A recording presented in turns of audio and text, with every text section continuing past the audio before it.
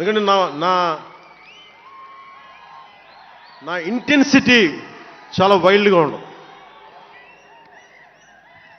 అంటే మాట్లాడితే సంస్కృతాన్ని తిడతారు, హిందీని మీరు రుద్దుతున్నారు, సౌత్లో దక్షిణాదిని అంటారు. అన్ని దేశ భాషలే కదా. మన తమిళనాడులో తమిళ్ హిందీ రాకూడదు అంటుంటే నాకు అనిపించింది మనసులో ఒకటే, అప్పుడు తమిళ సినిమాల్ని హిందీలోకి డబ్ చేయకండి. డబ్బులేమో హిందీ నుంచి కావాలి, ఉత్తరప్రదేశ్ నుంచి డబ్బులు కావాలి, బీహార్ నుంచి డబ్బులు కావాలి,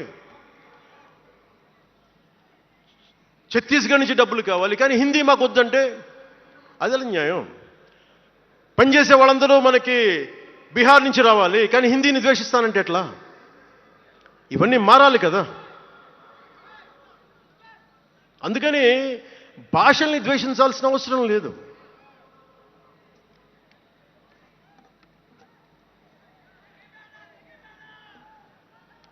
అంటే మనం ముఖ్యంగా హిందువులందరికీ నేను చెప్తా ఉన్నాను, మీరు ముస్లింలను చూసి మీరు నేర్చుకోండి. పవిత్ర రంజాన్ మాసంలో ఉపవాస దీక్ష వహిస్తున్న నా ముస్లిం సోదరులందరికీ నా హృదయపూర్వక రంజాన్ శుభాకాంక్షలు. సంస్కృతాన్ని తిడతారు, గుళ్ళల్లో సంస్కృతాలు మంత్రాలు చదవకూడదంటారు. ముస్లిమ్స్ ఆ మాట అంటున్నారా? అరబిక్లోనే కదా, ఇద్దరు హిందూ ముస్లిం, ఐదరు ఆంధ్రప్రదేశ్లో ముస్లిం కావచ్చు, తెలంగాణలో ఉన్న ముస్లిం కావచ్చు, తమిళనాడులో ఉన్న ముస్లిం కావచ్చు, అరబిక్లోనే కదా మంత్రాలు చదువుతారు, ప్రార్థిస్తారు. హిందూ ధర్మంలో సంస్కృతంలో చేస్తారు. దానికి ఏంటి సమస్య? తమిళంలో చదవాలా, తెలుగులో చదవాలా, కన్నడంలో చదవాలా? ఆ విధి విధానాలు ఉన్నాయి, వదిలేసేయండి వాటిని. వాటి జోలికి వెళ్ళకుండా కష్టాలని వాటిని పట్టించుకోండి.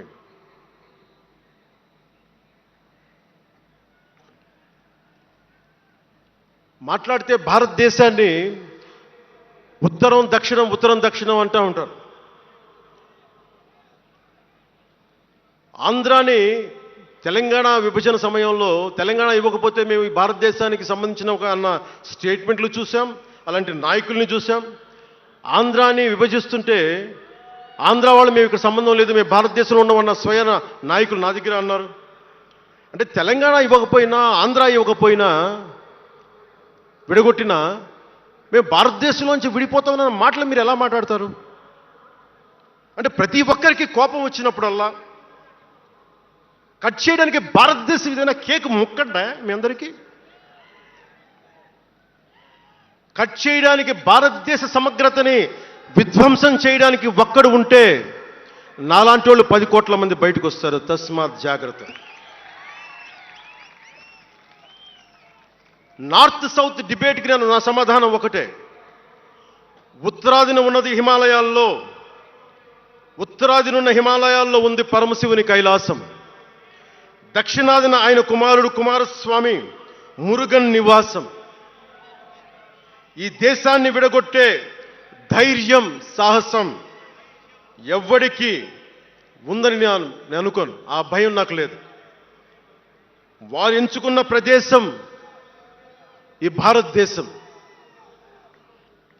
అలాంటి దేశాన్ని విడగొట్టాలి అనుకుంటే ఒకసారి ఆలోచించి మాట్లాడండి.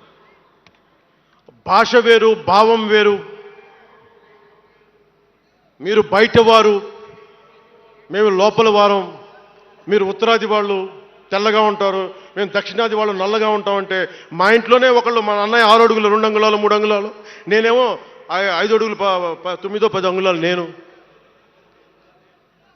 మా బంధువుల్లో అన్ని రకాల వాళ్ళు ఉంటాం. కొంతమంది నల్లగా ఉంటాం, కొంతమంది తెల్లగా ఉంటాం. ఏం చెప్తాం దీనికి? అర్థం లేని మాటలేంటి ఇవన్నీ?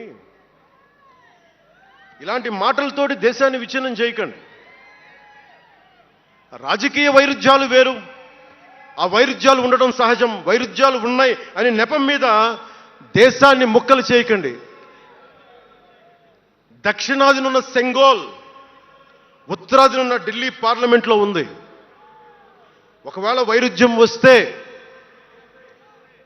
వేర్పాటువాదం విడిపోమని కాదు, అది కాదు.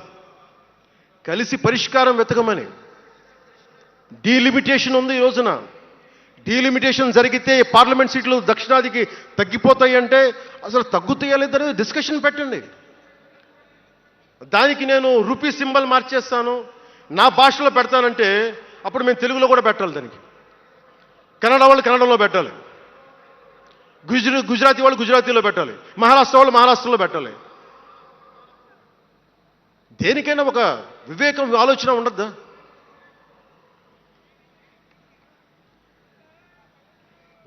ఉన్నత పదవుల్లో ఉన్నవారు మీరు చాలా ఆలోచించి చేయాలి. చాలా ప్రభావితం చేస్తాయి మీ మాటలు. ఒకటి విధ్వంసం చేయడం తేలిక, ఒకటి నిర్మాణం చేయడం తేలిక, కష్టం.